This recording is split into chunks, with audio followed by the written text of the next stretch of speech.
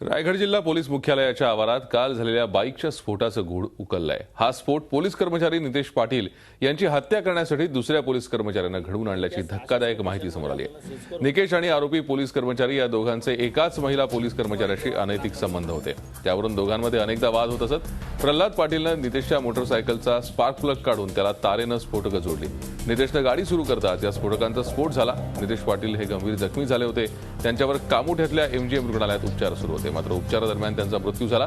या प्रकरणी खालापूर पोलीस ठाण्यातील पोलीस कॉन्स्टेबल प्रल्हाद पाटीलला अटक करण्यात आली आहे।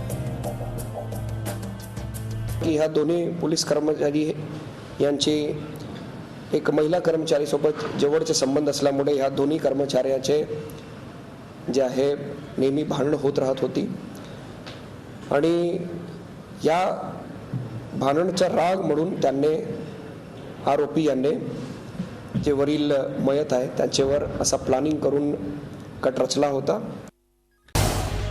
झी 24 तास रहा एक पाऊल पुढे।